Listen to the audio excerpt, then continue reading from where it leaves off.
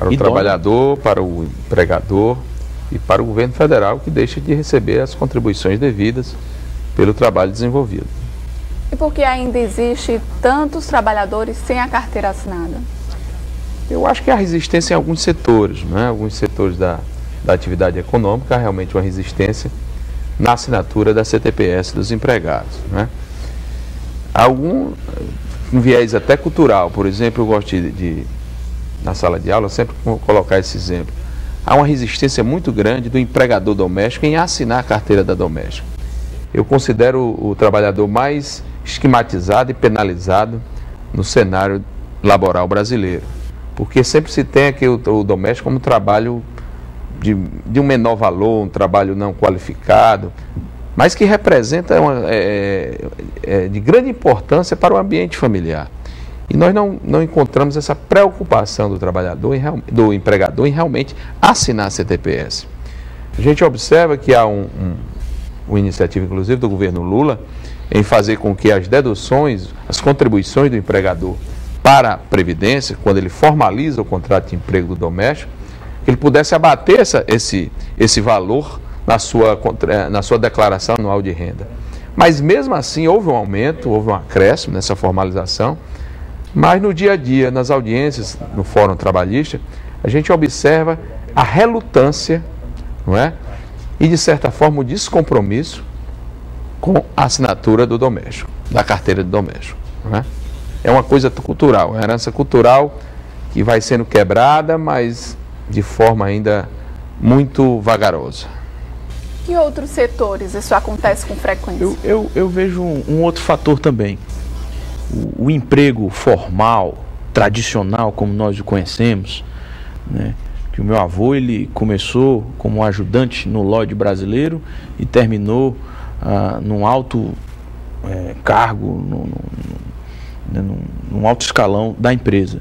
Hoje, a mutação dos negócios é tão grande, a formatação dos negócios são tão diferentes, que aquele emprego tradicional também, a tendência dele é acabar ou diminuir, né? Então o que é que acontece?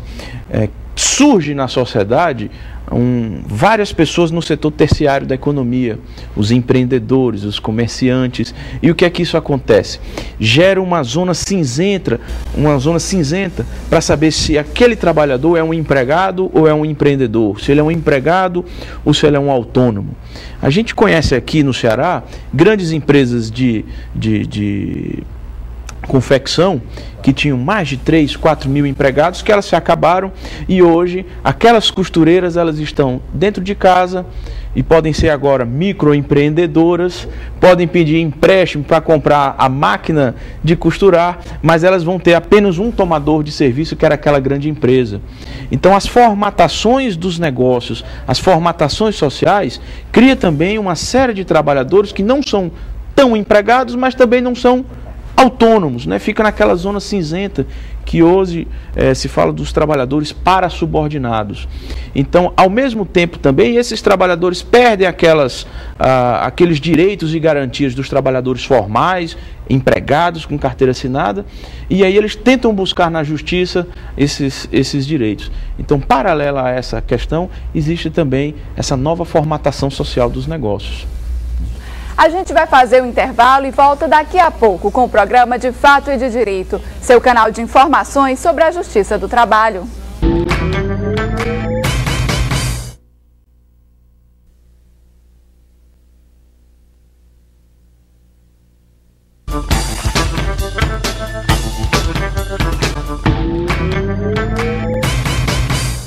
Estamos de volta com o programa De Fato e de Direito. Hoje estamos analisando e tirando dúvidas sobre a carteira assinada e a formalização do contrato de trabalho.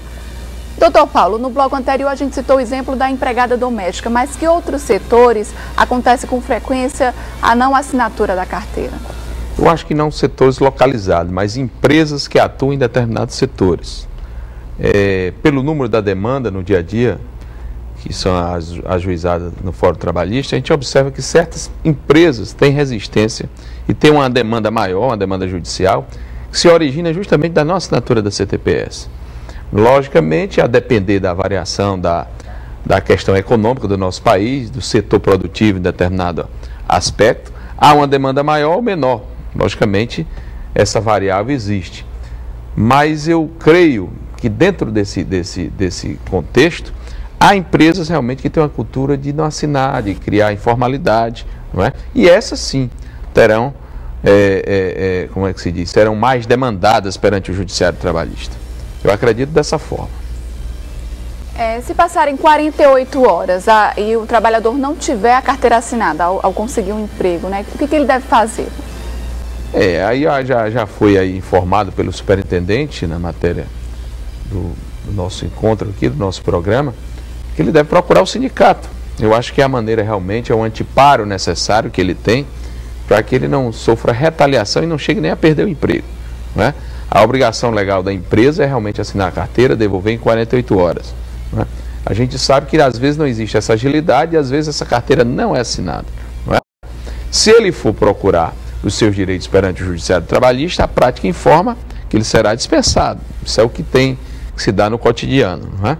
Então, uma forma dele preservar o emprego, uma forma dele garantir os seus direitos, garantir a condição de cidadão trabalhador, não é? Conforme estipula a nossa Constituição Federal, é justamente fazer com que o seu sindicato atue, não é? Provoque a atuação da Superintendência Regional do Trabalho para que esses contratos sejam formalizados.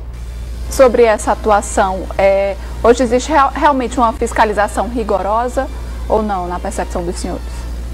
Eu vejo que a fiscalização hoje, ela vai em campo, mas ela pede que as empresas venham à superintendência. Então existe hoje a fiscalização indireta. Então a Superintendência Regional do Trabalho e Emprego notifica as empresas para as empresas comparecerem e demonstrar a sua regularidade em relação às relações de trabalho, né? Mas a fiscalização ela é muito atuante. Ela atua, por exemplo, na questão do trabalho escravo.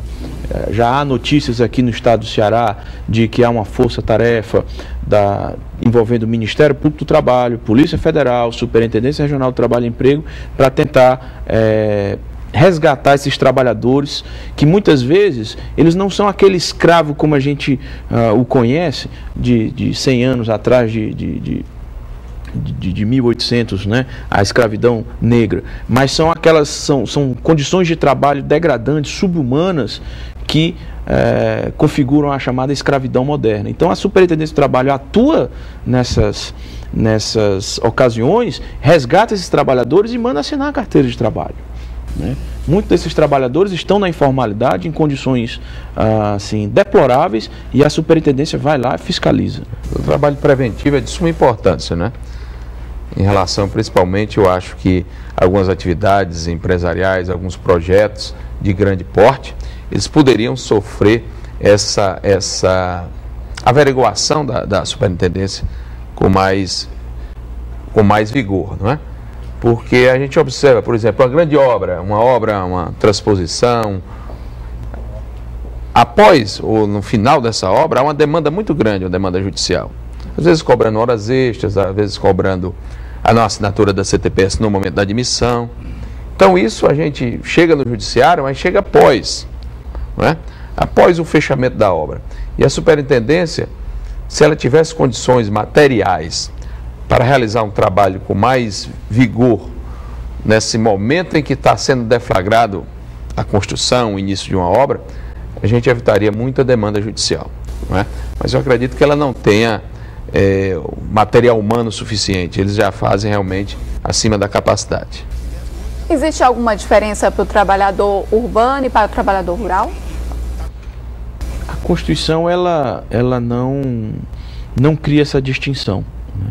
Então, tanto para o trabalhador urbano como rural, eles são tratados constitucionalmente como se fossem iguais. Obviamente, de fato, existem algumas peculiaridades que na própria lei já há essa distinção. Um exemplo é o horário noturno. Então, o horário noturno do trabalhador rural é diferente do horário noturno do trabalhador urbano. Então, essas pequenas peculiaridades, mas no todo, que havia uma distinção anterior, antes da Constituição de 88, hoje já não existe mais essa distinção entre trabalhador urbano e rural. Então, todos têm direito à carteira assinada? Todos, obrigação de todo trabalhador se enquadre na condição técnica de empregado.